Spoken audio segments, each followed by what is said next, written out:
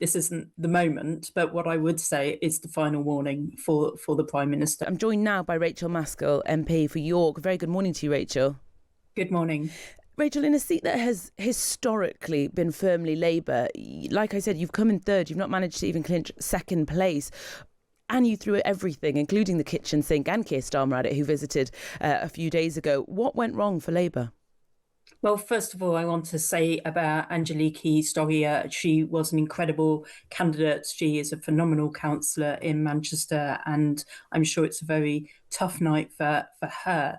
But it was very much built. I went to the constituency to campaign, and I was hearing not the local candidate, but the national political scene was very much on people's minds. And what this has got to be is a real warning to the leadership of the Labour Party that they have to get in touch, have their finger on the pulse of what people on the ground are saying. Many of us have been saying that across the Labour Party for some time. And even since this last reset, we've seen the new bill coming, the Courts and Tribunals bill coming forward with the jury trials element in that, still not listening to what even barristers are saying on the ground where the evidence is taking it. The Labour Party doesn't seem to be going at the moment. So what I would say is, first of all, Labour really has to be in tune on policy and listen to what many of us on the backbenches are saying, and that reset hasn't really taken place yet. So I urge government to really take stock at this time, and bringing forward a piece of legislation like that is not going to help them. So I really do urge government to change track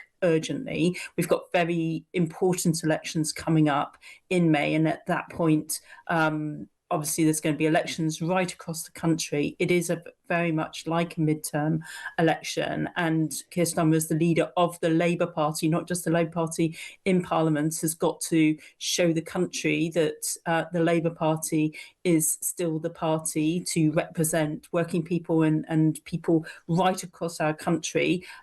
Clearly that hasn't been reflected in Manchester this evening.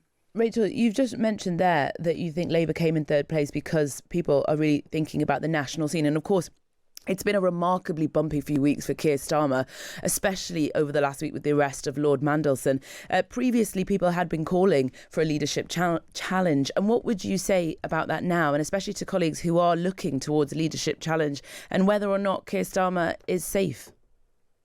Well, first of all, we're 9 weeks out from very important elections, so this isn't the moment. But what I would say is the final warning for the Prime Minister. But of course, we have had the scandal and, quite frankly, the horrendous situation associated with Jeffrey Epstein, which has included Peter Mandelson. So, of course, that as a country, we have to understand, absorb, and also recognise there are many failings within our system, not least with the individuals concerned, but also we're learning within the process of accountability, and all of that has got to be addressed. We've also had the Labour Together situation as well, the scandal there, and that's got to be cleared up. And we've still got, of course, a Cabinet Office Minister who's under question but still in post. So I think, there are still many things that need to be addressed right at the heart of government, of course, but we need to look forward now to that policy agenda. How are we going to lift people's hopes and expectations? I recognise Labour was dealt a very hard card when we took over from the Conservative parties, and of course they collapsed into a complete irrelevance in the by-election, losing their deposits. So that, if anything, is a warning sign of what can happen when parties don't listen to what people on the ground are saying. Rachel, your colleague Anna Turley said that the issue of Mandelson and all of the scandal that has been surrounding the Labour Party over the last few weeks, she said it didn't show up on the doorstep. Do you believe her?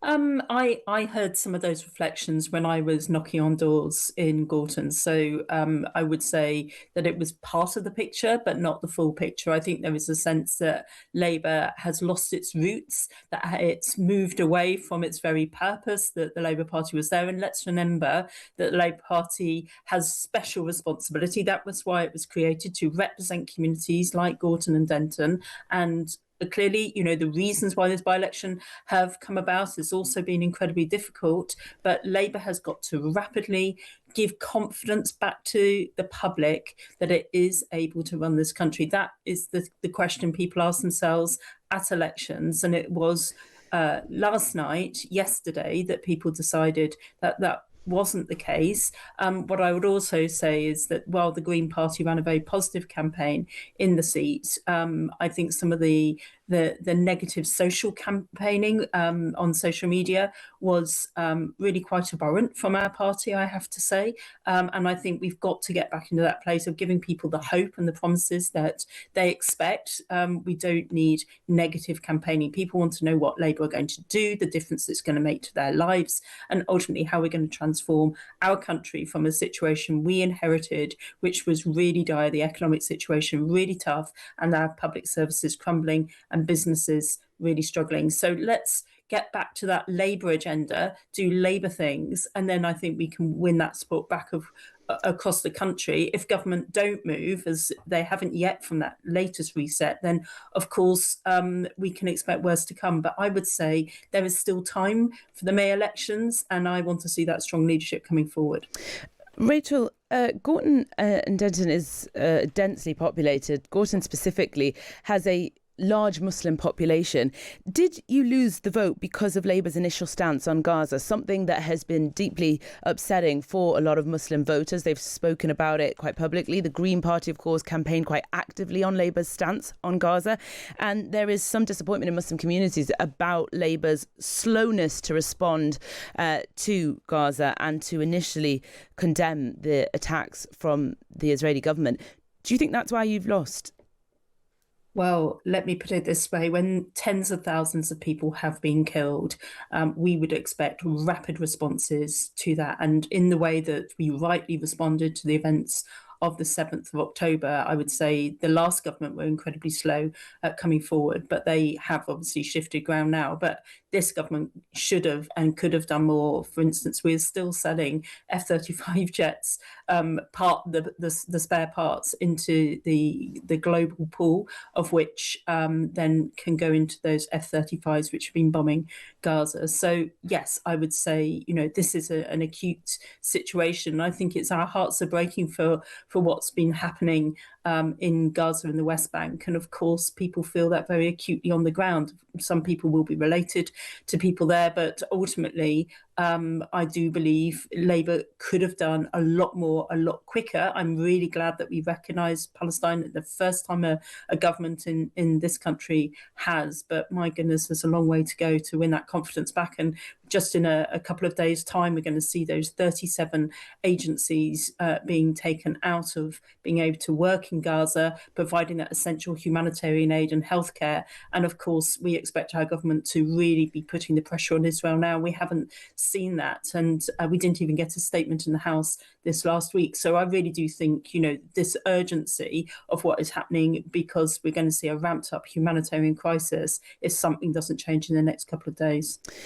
Rachel, just finally, I wanted to ask you, at this moment in time, what does Labour actually stand for? Labour historically has been known as liberal, progressive, to the left, and yet now you've got a party even further left, a party that historically didn't used to make much ground and was kind of seen as a fringe vote. Now you've got them beating Labour, not only beating Labour, but saying we are the progressive party for you. If you want to see liberal, progressive values, we're the party now, not Labour Party. And it's interesting because, of course, by-elections historically and general elections historically are won in the middle ground. But this is really showing that people are swinging both sides of the political spectrum, with reform coming in second, of course. But I wonder now, what is Labour? What do they stand for? Well, let me set the record straight. Labour do stand for those progressive values. The Labour Party, that is the membership right across the country, which the trade unions, the socialist societies, the components of the Labour Party. What seems is we've got a leadership which is out of touch with its party, out of touch with the country. And that's what's got to move forward and really tune in, put the finger on the pulse, really engage with what the rest of the party is saying, what our hardworking trade union reps are saying right up and down the country about the experiences they're having on the ground, listening into our communities, our councillors, that whole network of what makes up the Labour Party. So there is time, as I say, we've got important elections ahead of us, and I want to see that seismic change now to get Labour back being Labour, representing the communities that put their trust in us just 18 months or so ago. Okay, you mentioned there about failure of leadership. Do you think Keir Starmer needs to go?